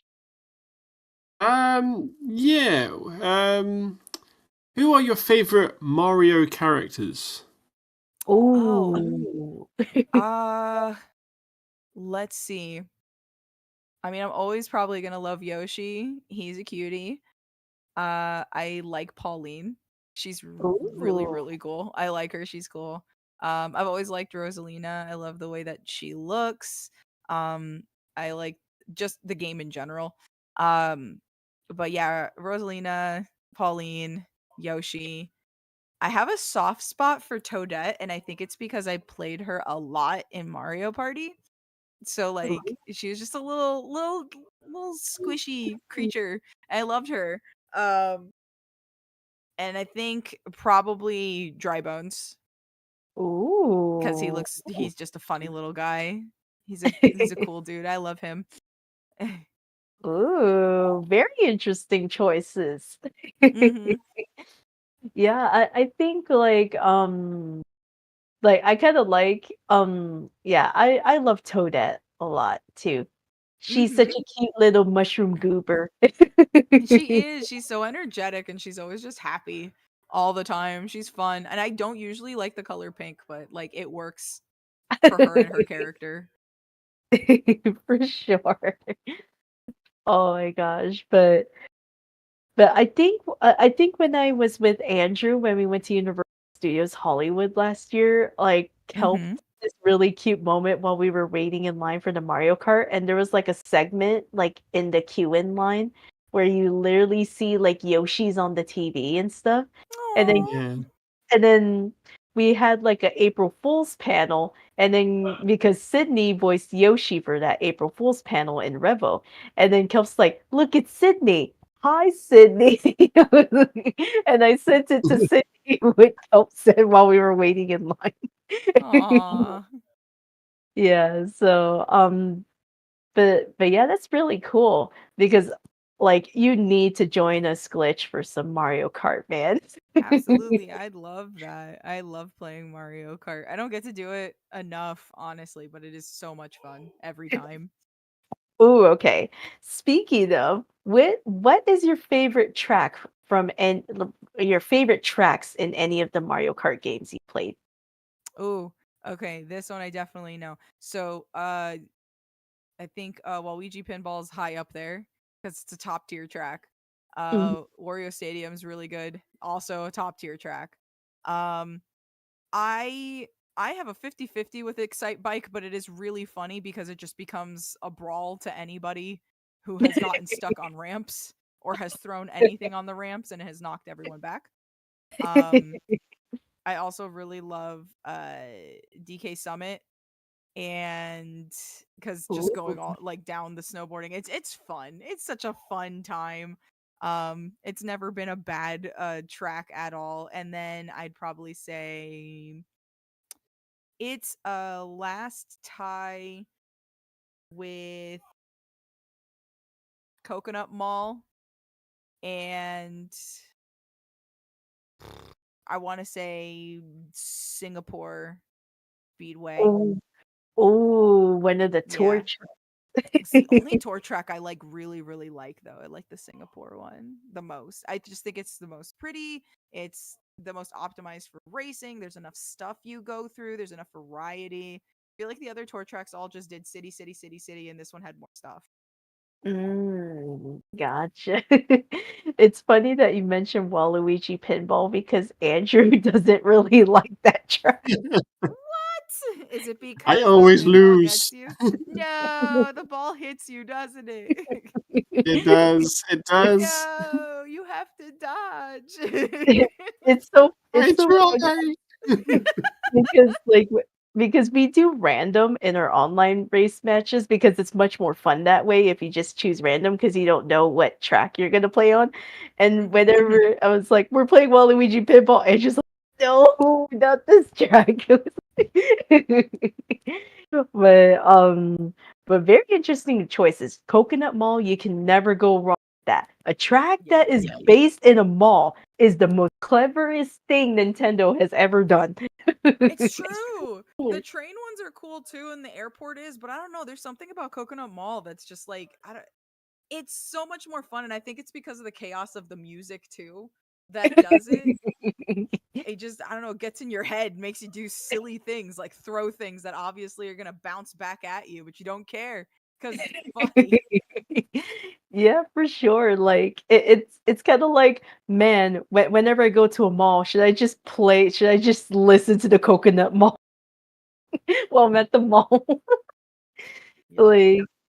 Like yeah, like I love how they did not change anything too much in the remake in Mario Kart 8 Deluxe for Coconut Mall. Like, oh, I'm so glad they did not do any drastic changes to this because it was perfect. I think the only thing they changed was the way the Mii's in the car move.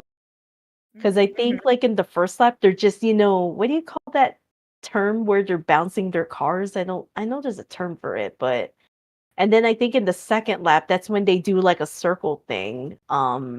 Like they actually drive the car in a circle and then you gotta dodge that. That's a lot harder to dodge than them just going back, reversing and then going forward. True. Because the spinning is so unexpected because you don't know what part of their animation they're in. It's like, are they gonna turn that way? Are they gonna turn that way? Like dodge. Like I feel that change made a lot of sense because it's like, yeah, there's some drivers that just unexpectedly do a circle and you can get into an accident that way. Um, but but yeah, very, very solid. Like I'm very curious, Glitch. Do you prefer the remakes in Mario Kart 8 or do you prefer the original I'm for this? 50-50 on a couple of them because you could tell in the remakes they kind of got a couple of like I don't know, there's a couple of like details that I feel like they didn't have to do. Like I don't know, Coconut Mall is fine, but I feel like they nerfed the parking lot, so it's not as chaotic as it should be. Like, why are Mm. the cars not spinning out and trying to run me over? They're just going slightly back and forth, but not really. They're just kind of there. Like, I don't get it. What happened? Um, yeah, I feel like a couple of stages got nerfed um in the remake. So I kind of miss a lot of the originals, I'm not gonna lie. I'm very curious. Did they change anything in the remake for Waluigi Pinball, or there was no changes at all? It's like I just think like the it was 1-to-1, honestly. I think it's 1-to-1. I think maybe the slope going down before you hit like the pinball table in general Mm, had some slight tweaking on certain ones, but other than that, I don't think it had any real big change. And yeah, same thing with DK Summit, I think. yeah. It's kind of like why don't you don't have to fix it because it's like it's fans love the original for a reason. Mhm, mhm. Yeah. Um, so for Coconut Mall, you prefer the original in Wii or you prefer like the remake where they actually in the second lap they spin around to make it harder for you to dodge. I kind of prefer like Wii's Coconut Mall because I feel like there's just more chaos in it because of how not balanced the Wii one was. But I do miss the cars spinning. So I think like both aspects I miss. I just Mm. don't understand why they made the car stationary. Makes no sense. Mm. All of Mm. the risk is gone now for that. Makes no sense. Yeah, it's kind of like I think in the original Wii they just like reverse and go forward. I think that's the only thing that it did in the Wii version of Coconut Mall. Yeah. Oh my gosh. Andrew, do you have another question for Glitch? Um, yeah, which Sonic character would make a great kaiju? That's a good question. I feel like in terms of we're definitely in danger because of all of the consequences for what they have. If Sonic was made into a kaiju, he would be the fastest kaiju and there would be no escape. We would be in so much trouble. If Ooh. he really wanted to get to us, he could. That's the scariest thing ever. And I feel like people really overlook that. Oh, Is like that's you have the true. fastest thing alive who can absolutely make sure that they can catch up. It's not even a if they can catch up, it's when are they going to catch up. It's always a when, and that's the scariest part. You're going to be looking over your shoulder all the time. Um Vector would be funny as one too, actually. That would be amazing. Um it would just be so funny. Yeah. um but yeah, Vector, Sonic, and I think Charmy Oh because no. he's waiting. He's just waiting to be set off. He's holding back, but we all know there's a wasp in the eyes of that bumblebee is all I'm saying. Oh, yeah, but I do agree with you with Sonic being a kaiju. Yeah. How are you going to catch him if he's that huge? you know? Yeah. Like, it's kinda like, that would be nearly impossible, and I feel like the only one that could possibly catch him is probably Shadow, because Yeah. he does have the Well, I guess stay teleport away. ability. Yeah. Yeah. Like he could stay away, but I don't know for how long. It's got to be a fatigue thing, you know? Yeah, because I'm like, because, just imagine though if Sonic was like King Kong. He's all huge and then he just like the first woman. If you know the typical thing with King Kong. But very interesting choices, Glitch. Yay, thank you. I seem to be having a lot of interesting choices. Yeah. Ooh, okay. Here is another question that I have for you, Glitch.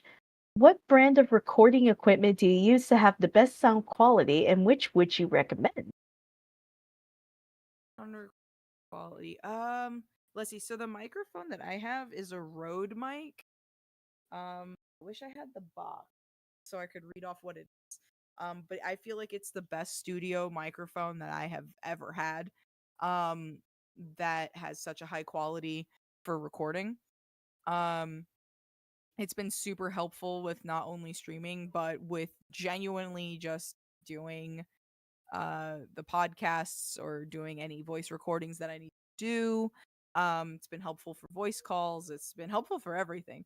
So a Rode mic, RODE, is definitely one that I would go with. I'm not entirely sure how expensive they are now, but when I got them, they were not as expensive. So I think it depends on like where you go. Um, but I mean, the I want to say the Yeti mics are okay for starters, but please understand that that thing's going to catch audio from all over the place. You want to make sure you have it on the correct settings so that it's not picking up all of your environmental noises. Mm, Um, a snowball is okay as well. I'm just going to warn you that they're very fragile and mm, they tend to glitch out or they tend to break if the wire gets messed with too much or it falls over. Which as well as understandable, it's a little more fragile than um for I guess recording. I use Audition, uh, but honestly, anything. Um, but if you want to do extensive editing, then yeah, Audition is good to use. I think a few of my friends like use a different program depending on the type of audio that they're working with. mm, Um, like if it's for something that's like super long or if it's for a recording for like a podcast or if it's for like a dub or something like that. I think the program I think it was like a 20x but a friend of mine uses it fairly often. I wish I could remember what it was called. Sad hours. Sad hours. My brain is so dumb. I find it ironic that you say glitch. I'm like, pun.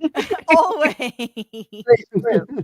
Said, "Oh, like, with this specific brand, it will glitch." I'm like, I was, like, giggling. I'm like, "Pun?" Because Songs. it's in your username. Very interesting to know. I always love asking this question because, like, every VA has, like, different brands that they prefer to use, to Mhm. record. So it's always interesting. I always love asking that type of question. Andrew, do you have another question for Glitch? um, yeah. What's your inspirations when it comes to drawing? Oh. Mm, I sometimes never have like an image in when I start drawing, which is the funny part. I will listen to music and sometimes the music influences what I draw.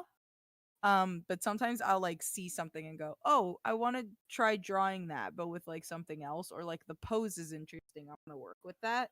And so a lot of the time that'll happen, but I'd say music inspires a lot of what I draw. uh, like if I'm doing a commission, then I obviously have something in mind.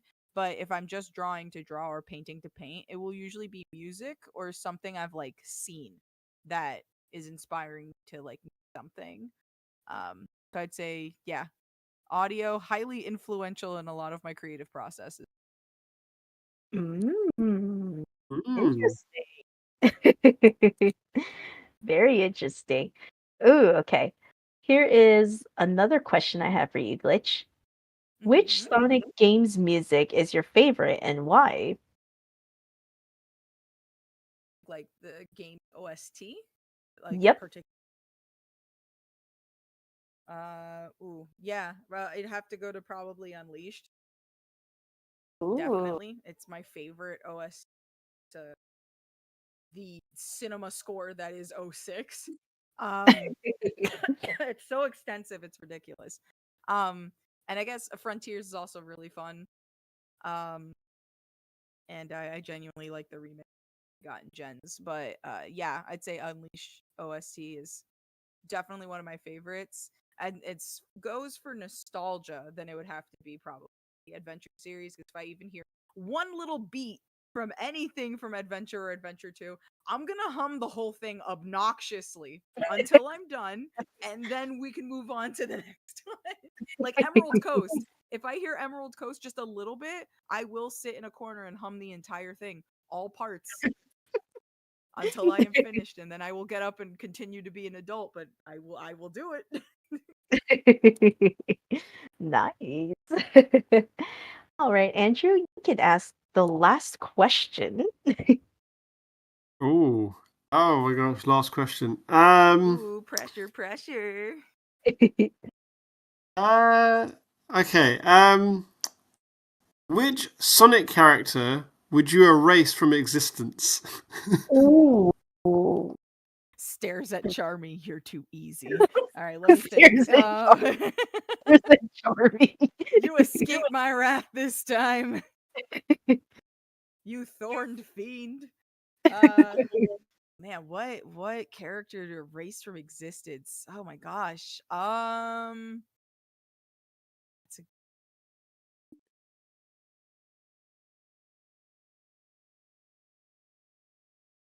I would get rid of. This is actually really hard. So many of them would domino affect other characters. It's different Domino effect. consequences for my actions in my Sonic game. um, Shoot. Yeah, because if I get rid of Charmy, then everybody says I'm a bully. And I couldn't even jokingly said, haha, I'll get rid of Amy because then everybody will think that I'm a hater. That's not true. Um, and I obviously can't get rid of any of the mainline ones. They'd be like, that's a lie. You're wrong about everything. And I'd be like, oh, okay. Um, hmm. Guess,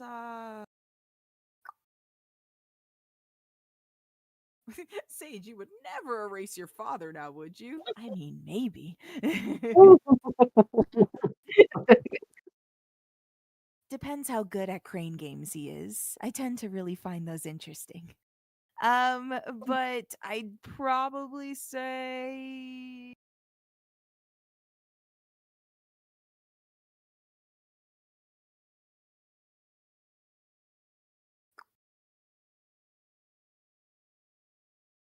Wow, you gave a hard question, Andrew. it's hard. I My am so brain sorry. no, it's a good thing. It's a good thing. These are good questions. Um, so it's hard because like in terms of like erasing a character, I'd probably go for like an human characters because it wouldn't really highly like if I got rid of like Shara. I don't think maybe like the whole like what am I running for would get erased, but maybe he wouldn't have to deal with having perpetual heartburn. So like um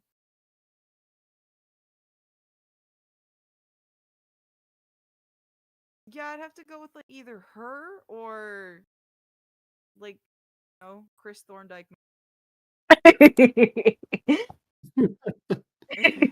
So useless, and then he gets useful and they don't even let him keep it. Why? don't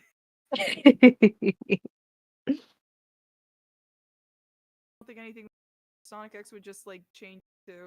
We don't live with humans just amongst really is fine. Honestly, if they just lived with the grandpa, I would have been fine with that, honestly. I think that Yeah. would have been interesting. They just lived with a scientist that didn't like want to experiment on that. Hmm. There are good science. Not all of them are crazy like Eggman. And I think that would have been a really fun concept. I think it would have been fine. I think what you could say that like the Sonic movies actually make the human characters more tolerable, you know, if I think it's anything. because they are a side character to the story. They're not the main thing. And I think Mhm. that's the difference with Chris, because Chris was constantly in the way. Mhm. Like I Child, do you not have school? Yeah, like I kind of feel like having the human characters like literally where it's literally he's living with two adults. I think that Mhm. made more compelling story because I prefer Tom and Maddie than to Chris Thorndike to be honest. No, Like that like they have more rounded character to them, you know, yeah. and stuff. So on the but yeah, unfortunately we will end the Q&A. Um but I want to thank you, Glitch, for taking time off your busy schedule of like live streaming because I know you are busy this week. This week's really this probably is the most busiest week I've had in a while. In terms of winter's usually really slow for me. I'm not gonna lie. It's usually really slow, and that's when I kind of do just projects, like fun Mhm. little things here and there to kind of pass time. I'll stream or I'll do like voice stuff or draw a lot more. But yeah, no, surprisingly busy week. Not normal, but it's fine. I think it's cool. Things to do. Yay. And of course, I want to give shout out to my co-host Andrew HVA here. Hey, you're welcome. Yeah, and of course, I do have upcoming live streams, which of course I'm going to announce right now in case if you didn't know. Next Tuesday, February 25th at 5 p.m. PT, 8 p.m. ET, I got the next Goddess Spotlight with Liaserenityrose, episode 29, Q&A with Belena Productions. So if you have questions for Belena, here's your chance because I'm going to be a Q&A with Belena with Kevin as my co-host. And of course, on next Thursday, February 27th at 5 p.m. PT, 8 p.m. ET, where we are going to do the next episode of the Lucky Charm podcast with me, Kevin, and special community guests from the Miraculous community, G, aka the Cartoon Spot, where we will be reviewing the Miraculous Ladybug Awakening movie. Mm. So be sure to tune into those, and you never know who's going to be next for these Q&As. And I want to thank you all for tuning in to this Q&A and asking Glitch so many great questions where it stumped her a It was lot. genuinely good. I was impressed, honestly. These were really good questions. Yeah. And of course, don't forget to like, share, subscribe, and turn on that bell notifications for upcoming live stream and video content. And may you all have a wonderful night. Bye, everyone.